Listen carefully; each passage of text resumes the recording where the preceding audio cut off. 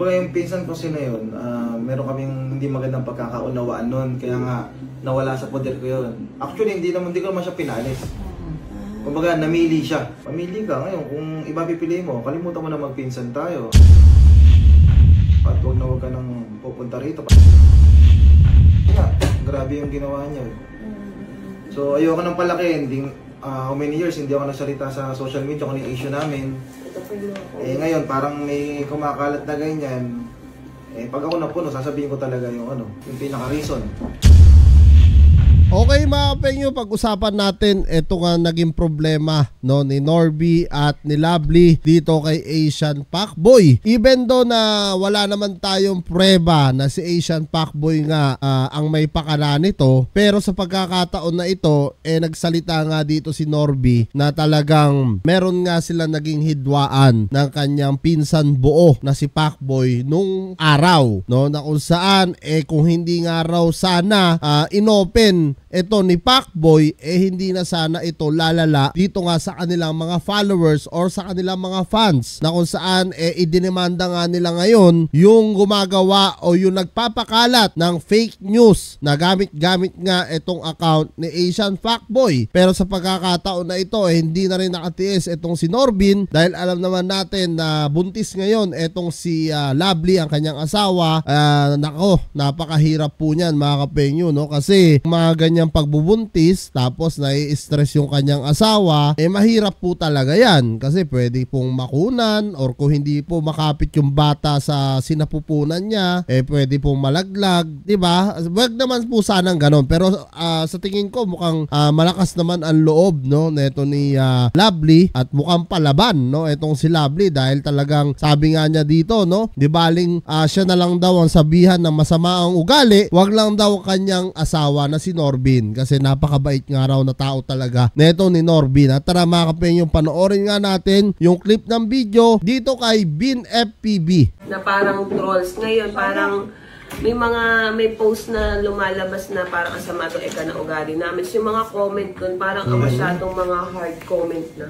So parang na-mirror yung account. Opo. Kumbaga parang may nagpapakalat ng Papakalat, oo. paninira Opo. sa amin, fake news, sinasabi ganun na. Alam nyo mga kapengyo, sa panahon ngayon sa generation ngayon, hindi na talaga maiwasan yung mga gumagawa ng mga dummy account, yung mga naninira. Kasi alam mo, yung inggit, yung mga kaaway mo o kagalit mo o sino man yan, minsan nga hindi mo kilala, bigla mo magiging kaaway. Alam mo yun, sa SOCMED ngayon napaka-toxic na. Kaya kailangan din pag nandito ka talaga medyo alam mo yon, medyo talaga matigas din yung yung damdamin mo, at pangalawa hindi ka basta-basta bumabasa ng comment kung madali ka masaktan. Kasi dito sa SOCMED lahat ng tao talaga pwede nilang sabihin yan, pero sa pagkakataon na ito hindi po pinalagpas ng Team Kabugok ito. Alam nyo naman mga kapengyo, since day 1 ng Team Kabugok talaga nanonood na ako at followers ako ng mga to.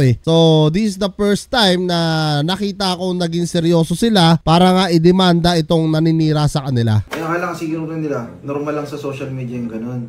So gusto lang namin bigyan ng sample para at least maging aware yung iba. Matauhan, Hindi pwedeng i-post mo kung makakuha ka ng attention ng tao para makapanilang ng iba. Identified siya. Maganda rin to mga kapengyo para maturuan din ng leksyon. Yung mga iba kasi diyan kabataan hindi nag-iisip, gaya nito, buntis yung asawa ng tao, tas pangalawa, kung hindi naman talaga tunay na ugali nung tao na sinisiraan nyo, syempre masasaktan at masasaktan yun, magre-react yun, kasi hindi ko naman ugali ito ba't ganun, diba? Parang ganun yung magiging punto niya dun Yes, identified. Hindi pwede siyang kasuhan kung identified. Ayan po, Ay, parang ito yari ka dyan. Hindi po yan yung pinsan ni Pacboy, parang ginamit po, tapos ginawa niya, shinare niya. So, nag-trending po kasi yan, attorney. Wow. Oo, actually mga kapengyo, nabasa ko to, itong post na to.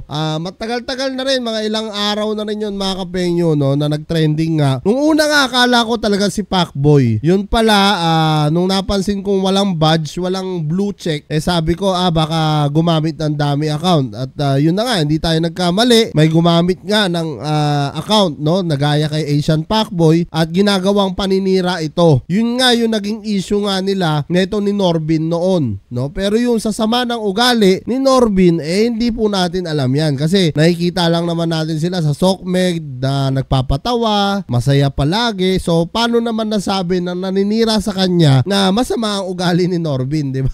Yun ang hirap 344 shares. Nahusgahan agad Kumbaga, parang yung mga tao naman, naniwala na sa mato ito Yun, ni Norbin. oo. Ako naman, di ba, attorney, masama talaga ugali po.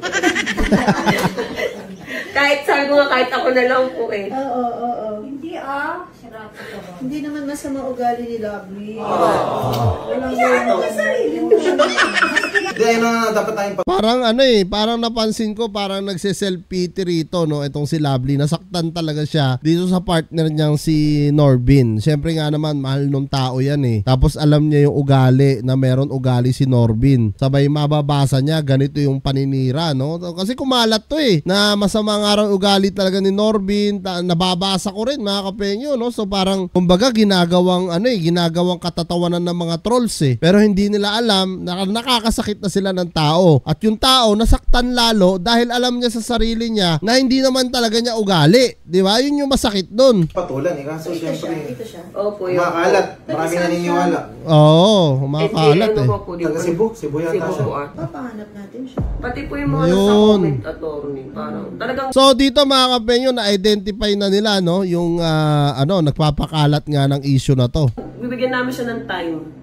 Talaga ba? Opo. Waste of time, waste of money. Okay lang po para po matuto sila kasi. Oo, tama din yan. Kasi Oo. mga tao, ako nga na-mirror din yung account ko dati, di ba? Opo. Dinaya nila yung account ko. Kumbaga- Ginagamit niya kay Pacboy. Opo. Kumbaga yung pinsan ko na yun, meron kaming hindi magandang pagkakaunawaan nun. Kaya Okay. nawala sa poder ko yun. Actually, hindi ko naman siya pinalis. Kumbaga, namili siya. Sasama. Yes, so sumama siya sa iba. So okay, sabi ko, pamili ka ngayon. Kung iba pipili mo, kalimutan mo na magpinsan tayo at wag ka nang pupunta rito. Parang ganun. Kasi nga, grabe yung ginawa niya. So ayoko nang palakihin. How many years hindi ako nagsalita sa social media kung ano yung issue namin. Ngayon parang may kumakalat na ganyan. Pag ako napuno, sasabihin ko talaga yung yung pinaka-reason. Grabe, matindi to yung sinasabi ni Norbin dito, no? So pag siya nga raw ay napuno talaga, talagang sasabihin na niya, no, yung talagang reason na nangyari rito. Kasi ang nangyari parang nasira talaga etong si Norbin dito, no? Siya lumalabas ngayon na masama ang ugali. Kaya tama lang din yung ginawa nitong mag-asawa na nagdemanda sila. Even though na hindi po si Pacboy yun, hindi po si Pacboy yung nagpapakalat nito. Pero kung ikaw ay isang fans lang at hindi mo naman talaga kilala ng lubos itong Team Kabugok, bakit mo naman sisiraan for entertainment, para gawing katatawanan? So doon siya nagkamali, idedemanda siya ngayon, no, ng Team Kabugok. Para malaman nyo kung sino masama ugali. Tama. Siyempre. Ito po yung Tony, parang ayan, yung parang ito po yung mga comment, yung parang sinasabi, pinagkakakitaan lang daw namin yan. Ayan, hindi naman pangat ugali. Ito yung mga followers namin. Yan. Actually, ito may naka-screenshot. Naka-screenshot po yung mga yan. Yung mga comment po na parang ang sobrang, wala naman silang alam. Ano kaya Yung iba talagang ganyan, mga kapenyo, no? Lalong-lalo na pagka talagang nababash ka. Gaya na lang nung kay Yana, 'di ba? Sa Sambales. So talagang grabe ang buhos ng basher nun, no? So hindi mo, lalo na pag marami na talaga, hindi mo na mapipigilan 'yan. At hindi mo na kayang idemanda talaga. Pero etong nagpakalat, yun ang magandang masampulan kasi yung mga nag-share niyan, yung mga nag-comment, yung mga nagsalita na ng hindi maganda, hindi na nila mahahabol talaga yan Pero yung nagpakalat, yung nag-umpisa, yun ang pwedeng matuhog dyan, mga kapenyo. Malaki-laking kaso yan. Baka cyber libel siguro yan, no? pwede kaso dyan, di ba? Yan. Tinanong na ni Norbin. Pasok yan, Yung ebidensya naman, sapat, saka identified naman yung Identified. poster. Ang hindi natin alam kung totoo ba siya na ito. Kung siya yung tao talaga. Verify muna natin. natin. Ito ba yung full totoong pangalan niya? AK. Ang pag-asa na lang nila diyan mga kapenyo no sa sa mga IT no para makuha nga yung mismong location ng taong nagpapakalat nito kasi may FB page naman using yung pangalan ni Pacboy, so mas mabilis no ma-identify itong taong ito. So yan mga kapenyo, ano nga masasabi nyo dito nga sa gagawing reklamo neto ni Lovely at ni Norbin para dito sa nagpapakalat nga na Asian Pacboy kuno no? At kita nyo naman kung gaano nga nagsalita na rin dito si Norbin, na halata naman na talagang medyo banas na rin siya sa mga nagpapakalat ng mga fake news laban sa kanya. So yan mga kapenyo, ano nga masasabi nyo? Comment nyo na lang down below lahat ng mga opinion nyo at lahat po yan mababasa ko.